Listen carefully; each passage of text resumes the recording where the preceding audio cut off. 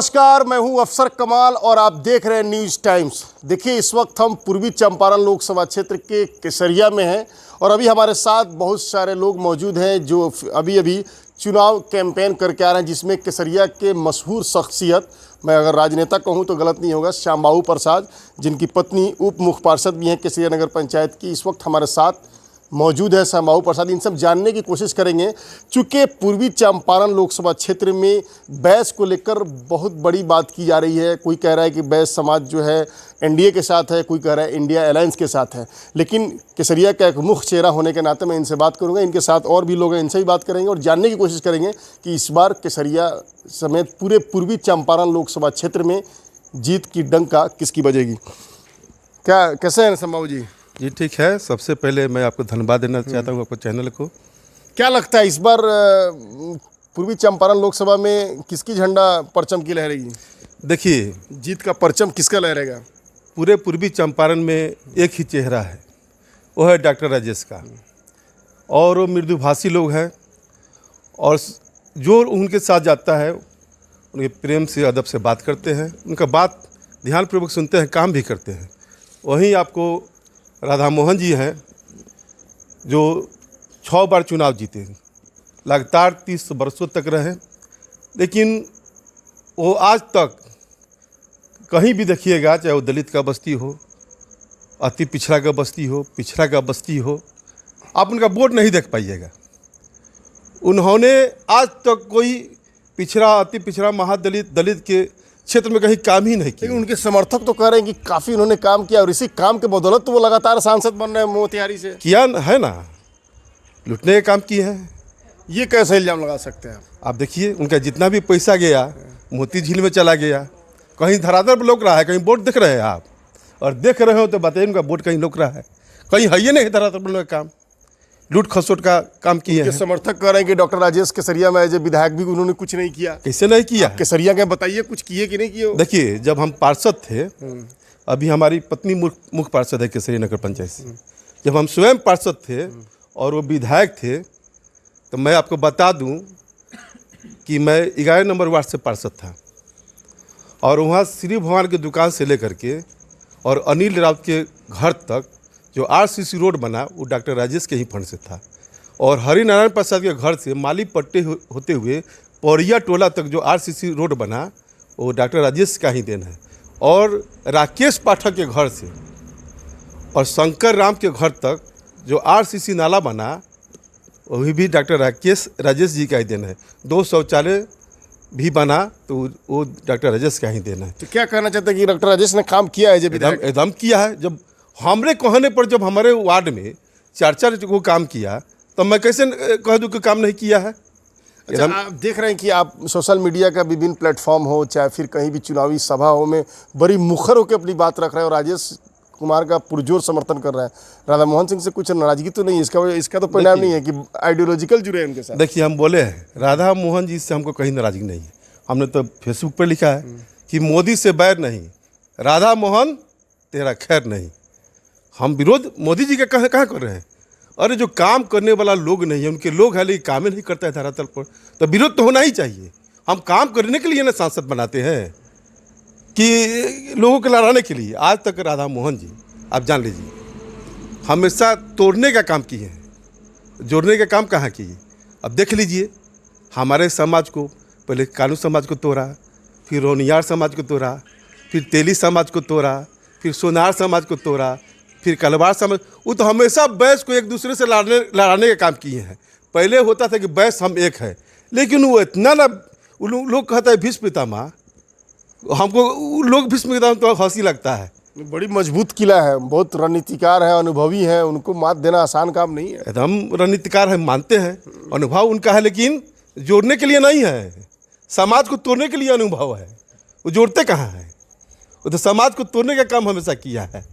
और कोई नया दिशा दिए हो समाज के लिए तो बतलाए। हम राधा मोहन जी से पूछना चाहते हैं, और कोई अच्छा काम किया तो आप ही बतला दीजिए, हम मान लेंगे, लेकिन अच्छा काम उन्होंने किया कहा?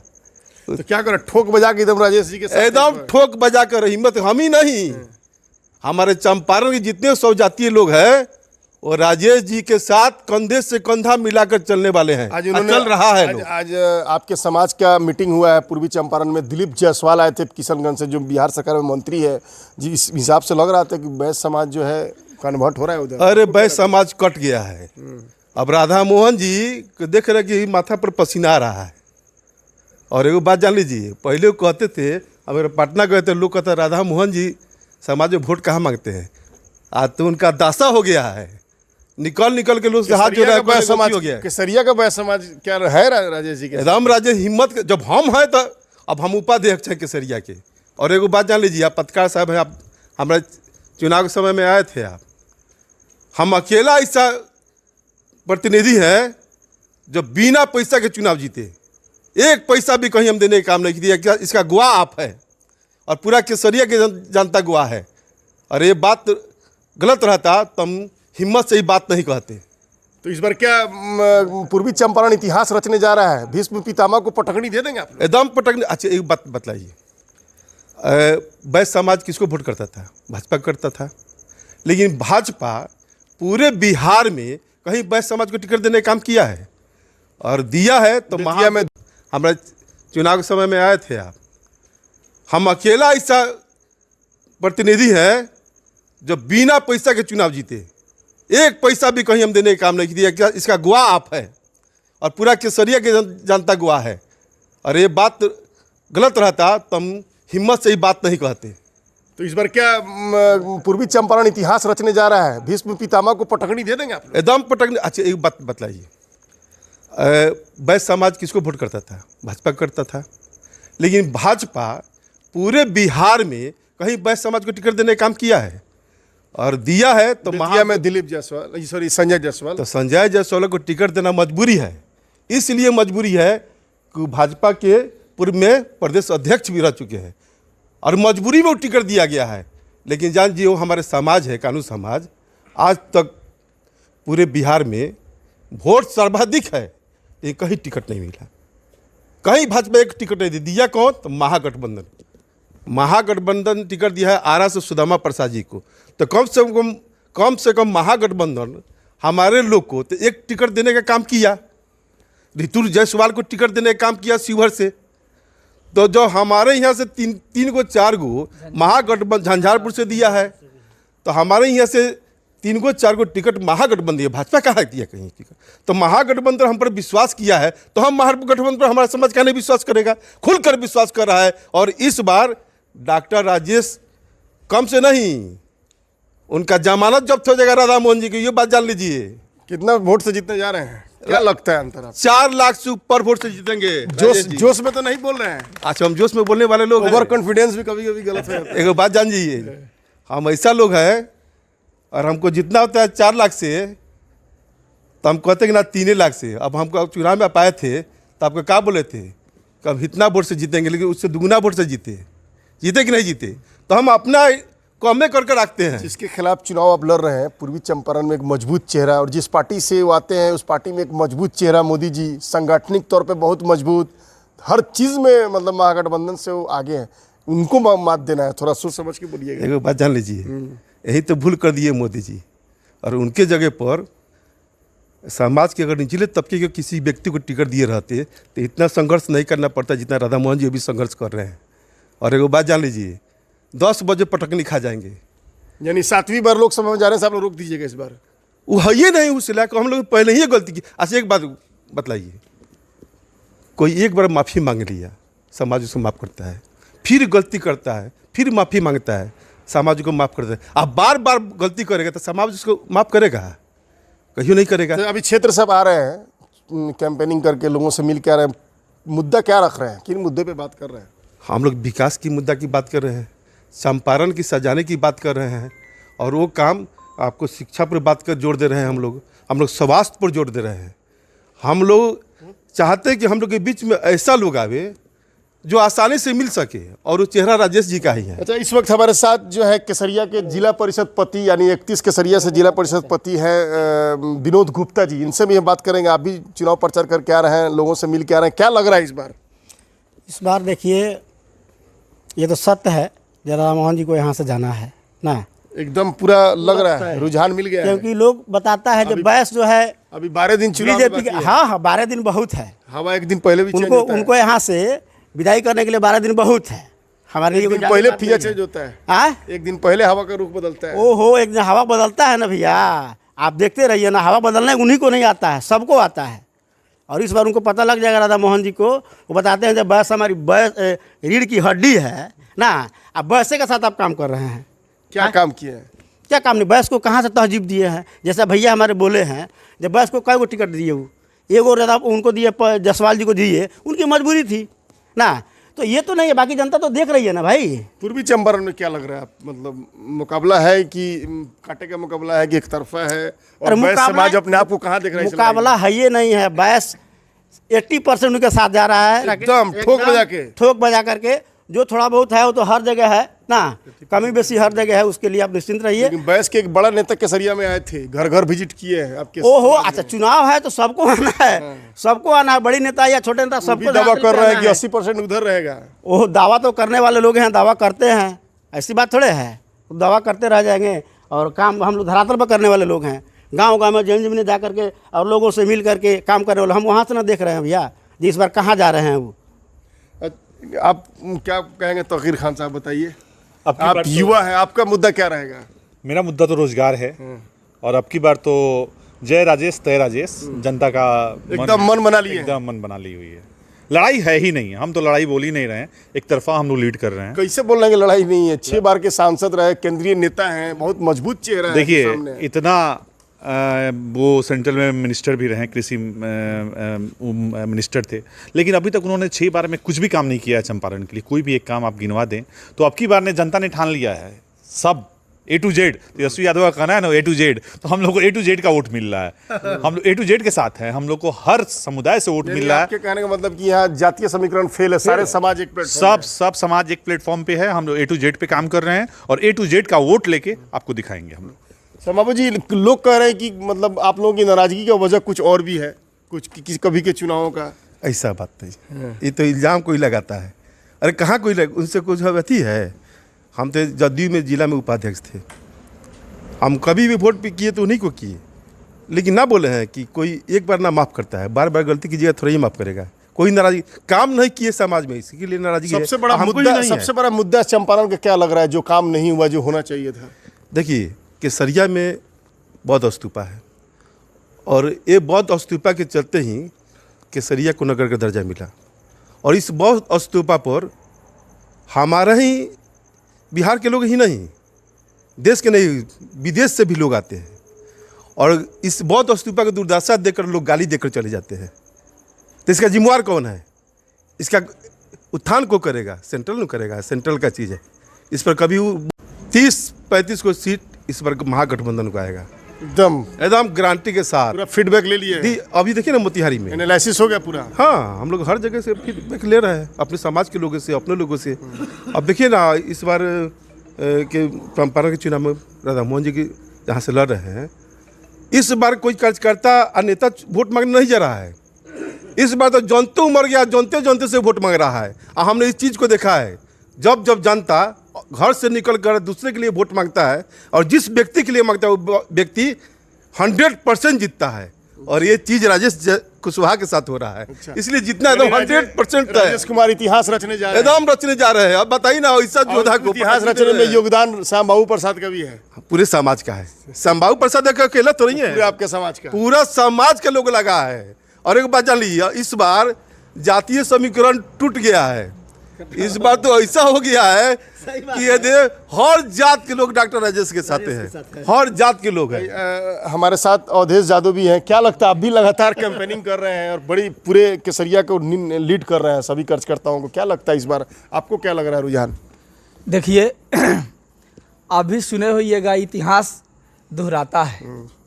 तो यह केसरिया की धरती है, यहाँ से हमारे आदरणीय प्रभावती गुप्ता जी भी चंपारण का नेतृत्व किया है सांसद बन करके मोतिहारी से, और पीताम्बर बाबू भी पश्चिम चंपारण ही सही लेकिन इस केसरिया के लाल ही थे, वह भी सांसद यहाँ से बने हुए थे।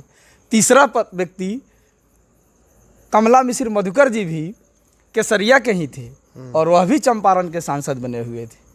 और चौथी बार फिर केसरिया को मौका मिला है। केसरिया में तो कोई है ही नहीं। फिर केसरिया चंपारण, फिर केसरिया केसरिया का बेटा विधानसभा की बात कर रहे हैं। फिर केसरिया का बेटा चंपारण का सांसद होगा और केसरिया ही नहीं पूरे चंपारण का नाम रोशन पूरे करेगा। केसरिया विधानसभा में कितने से लीड दीजिएगा? यहाँ तो हमको विरोधी दिखाई नहीं देता है। अगर 1.5 लाख वोट गिरेगा तो हमको तो लगता है कि अगर 20-25 हज़ार वोट बीजेपी के कैंडिडेट को मिल जाए तो बहुत है। जाति कोई हो, पार्टी कोई हो, किसी धर्म मजहब के लोग हो, सारे लोग कहते हैं कि उम्मीदवार केसरिया का है, तो वोट कहाँ जाएगा भाई? हम लोग तो 6 विधानसभा में केसरिया नंबर 1 रहेगा निश्चित। जितना आप मेहनत कर रहे हैं मैं देख रहा हूँ। यहाँ केसरिया में मान लीजिए ना, जो हमको लगता है 1 लाख वोट से हम लोग लीड देंगे केसरिया में। राधा मोहन सिंह ने अपना पूरा शक्ति लगा देंगे तो अभी हम लोग 1 लाख वोट से जीतेंगे। हेवी पॉलिटिशियन है और बड़ी रणनीति भी बहुत शानदार अपनाते हैं और बड़ी मजबूत चेहरा है। उनको पटकनी देना है, सोच समझ के बोलिएगा। और सेंट्रल लीडर है। पछे हवा जो बह रहा था देखे है कितना झोंका था, तो ये पछे हवा में उनका हवा निकल गया। प्रकृति भी उनके साथ नहीं है, प्राकृतिक हम लोग के लोग साथ कहते है। हैं कि मोदी जी जो है एक ऐसा चेहरा है, मोदी मैजिक हर जगह चल रहा है। जहाँ मोदी जी कैंपेनिंग के लिए जाते हैं सारा विपक्ष धराशायी हो जाता है। मोदी जी मोतिहारी आएंगे सारा खेल बिगाड़ के चले जाएंगे। वाह, बहुत अच्छा क्वेश्चन किए आप। पहले लोग कहता था एक बिहारी 100 पर भारी, अब हमारे नेता आदरणीय तेजस्वी यादव जी ने साबित कर दिया है एक बिहारी 100 पर भारी। अगर ऐसा नहीं होता तो एक हेलीकॉप्टर से घूमने वाला तेजस्वी प्रसाद यादव भाजपा के 20 हेलीकॉप्टर से घूमने वाले सारे नेताओं को धूल चटाने का काम किया है। इतना ही नहीं, हमारे देश के बड़बोल प्रधानमंत्री भाई नरेंद्र मोदी जैसे व्यक्ति को रोड पर वोट मांगने के लिए मजबूर कर दिया। पटना में उस रोड व्यक्ति का नाम यही तो बोल रहे हैं, पटना में रोड शो करने के लिए मजबूर कर दिया हमारे आदरणीय नेता तेजस्वी प्रसाद यादव जी ने। पूरे बिहार का पूरा देश देख रहा है कि एक 32 वर्ष का जुआ नरेंद्र मोदी के पूरे फौज को, पूरे इस देश के भाजपा के टीम को धूल चटाने का काम किया है। और यह संदेश पूरे देश में जा रहा है। वह लोग 400 की बातें कर रहे हैं, 150 सीट अगर भाजपा ला दे तो वही उन लोगों के लिए खुशनसीब होगा। ये दावा कर रहे हैं, हम दावा कर रहे हैं कि पूरे देश की जनता दावा कर रही है। मतलब इस बार परिवर्तन होने जा रहा है। परिवर्तन तो हो चुका है, वह लोग भी मान रहे हैं। जिसको हम लोग बोलते थे अडानी अंबानी, अब मोदी जी बोल रहे हैं अडानी अंबानी। उनका भी राम राम लोग नहीं कहता है, रामा रामा, तो रामा रामा कहते कहते लोग कहने लगता है मारा मारा। उसी तरह से उनका भी काम खत्म है। अच्छा अशफाक साहब आप क्या कहेंगे? मैं आपको धन्यवाद करता हूं। इस बार मोतिहारी लोकसभा में राजेश तय है। और मैं राधा मोहन सिंह की एक बुराई जरूर कहूँगा, अगर यह निकम्मा नहीं होते तो पहले केसरिया में निजी मेरा ज़मीन रेलवे में पड़ा हुआ है। और फर्स्ट जब राधा मोहन सिंह एंट्री किए, मेरी ज़मीन पार करके राधा मोहन सिंह एंट्री किए हैं। अगर हम लोग उनको सम्मान नहीं देते तो उनको भगाने का काम पहला मैं करता इस केसरिया से, राधा मोहन सिंह को।